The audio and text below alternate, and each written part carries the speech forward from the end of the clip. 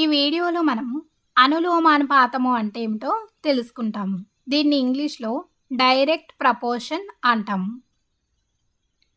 ఈ క్రింది పట్టికను ఒకసారి గమనించండి. ఇక్కడ చూడండి, గుడ్ల సంఖ్య మరియు వాటి యొక్క ధర ఇవ్వడం జరిగింది. 6 గుడ్లు రూ. 30, 12 గుడ్లు రూ.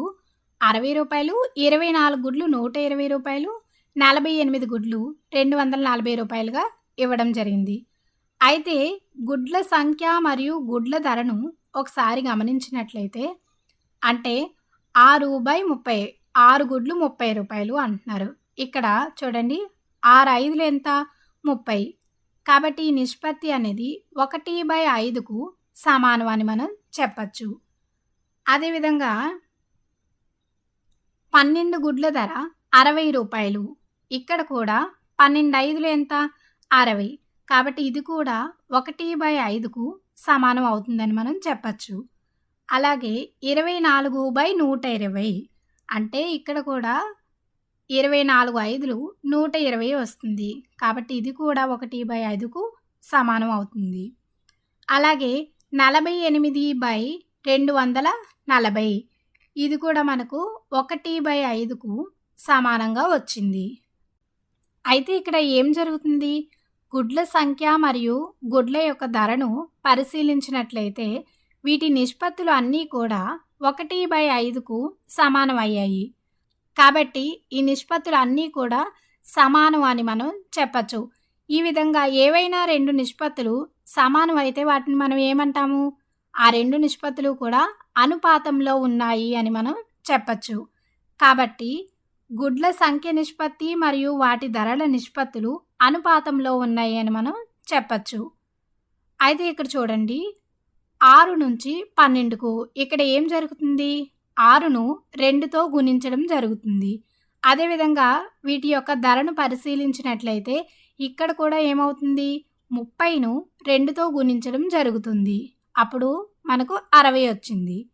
అదేవిధంగా 6ని ఇక్కడ 4తో గుణించినట్లయితే 24 అనేది వస్తుంది. వాటి ధరను పరిశీలించినప్పుడు 30ని కూడా 4తో గుణిస్తే మనకు 120 అనేది వస్తుంది. అలాగే 6ని ఇక్కడ 8తో గుణించినప్పుడు 48 వస్తుంది. ఇక్కడ 30ని 8తో గుణిస్తే మనకు 240 అనేది వస్తుంది. కాబట్టి ఇక్కడ మనం ఏం చెప్పచ్చు అంటే, గుడ్ల యొక్క సంఖ్య పెరిగిందనుకోండి, గుడ్ల యొక్క ధర కూడా ఏమవుతుంది? పెరుగుతుంది. ఒకవేళ గుడ్ల సంఖ్య తగ్గిందనుకోండి, అప్పుడు వాటి యొక్క ధర ఏమవుతుంది? అప్పుడు వాటి యొక్క ధర కూడా తగ్గుతుంది. అంటే దీన్నే మనం ఏం చెప్పచ్చు అంటే, గుడ్ల సంఖ్య మరియు గుడ్ల ధరకి అనులోమానుపాతంలో ఉంటుంది అని చెప్పచ్చు. దీన్ని ఇంగ్లీష్‌లో డైరెక్ట్ ప్రపోర్షన్ అంటాము. అంటే ఒకటి పెరిగినప్పుడు ఇంకొకటి కూడా పెరుగుతుంది, లేదు ఒకటి తగ్గినప్పుడు ఇంకొకటి కూడా తగ్గుతుంది. దాన్నే మనం అనులోమానుపాతంలో ఉండటం అని చెప్పచ్చు. అయితే ఇక్కడ చూడండి, 60 గుడ్ల ధర ఎంత అని అడుగుతున్నారు. మన దగ్గర ఉన్న సమాచారం ప్రకారము మనము ఇప్పుడు 60 గుడ్ల యొక్క ధర అనేది ఎంత అవుతుందో ఇప్పుడు మనం కనుక్కోవాలి. ఇక్కడ 6 నుంచి 60కి ఇక్కడ ఏం జరుగుతుంది? 6ని 10తో గుణించడం జరుగుతుంది. కాబట్టి 30ని మనం 10తో గుణించినట్లయితే ఎంత అవుతుంది? 300 వస్తుంది. కాబట్టి ఇక్కడ 60 గుడ్ల యొక్క ధర ఎంత అవుతుంది? రూ. 300 అని మనం చెప్పచ్చు. ఇప్పుడు మనం మరో ఉదాహరణ చూద్దాం. 4 సభ్యులు గల కుటుంబానికి 20 కిలోగ్రాముల బియ్యం అవసరం.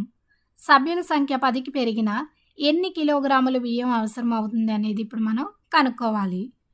ఇచ్చిన సమాచారం ప్రకారం 4 సభ్యులకు 20 కిలోగ్రాముల బియ్యం అనేది అవసరం. అయితే 10 మందికి ఎన్ని కిలోగ్రాములు అవసరమో ఇప్పుడు మనం కనుక్కోవాలి. అయితే ఇక్కడ మనకేం తెలుసు? సభ్యుల సంఖ్య అనేది పెరిగిందనుకో, వాళ్ళకి వండాల్సిన బియ్యం కూడా ఏమవుతుంది? పెరుగుతుంది. అంటే బియ్యం పరిమాణం కూడా పెరుగుతుంది.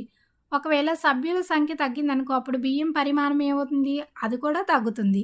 కాబట్టి సభ్యుల సంఖ్య బియ్యం పరిమాణానికి అనులోమానుపాతంలో ఉంటుంది అని మనం చెప్పచ్చు. అయితే ఇక్కడ 10 మందికి అవసరమైన బియ్యాన్ని మనం వై కిలోగ్రాములు అనుకుందాం. ఇక్కడ సభ్యుల సంఖ్య యొక్క నిష్పత్తి మరియు బియ్యం పరిమాణం యొక్క నిష్పత్తి రెండూ సమానం కాబట్టి మనం దీన్ని 10:4 y:20గా దీన్ని మనం రాసుకోవచ్చు. ఈ విధంగా ఏవైనా రెండు నిష్పత్తులు సమానమయ్యాయి అనుకోండి, దాని నుండి మనం ఏం చెప్పచ్చు, అంత్యమాల లబ్ధము అనేది మధ్యమాల లబ్ధానికి సమానం అవుతుంది అని మనం చెప్పచ్చు. కాబట్టి దీన్ని మనము 4y = 10 × 20గా రాసుకోవచ్చు. అంటే అంత్యమాల లబ్ధము మధ్యమాల లబ్ధంగా రాసుకున్నాము.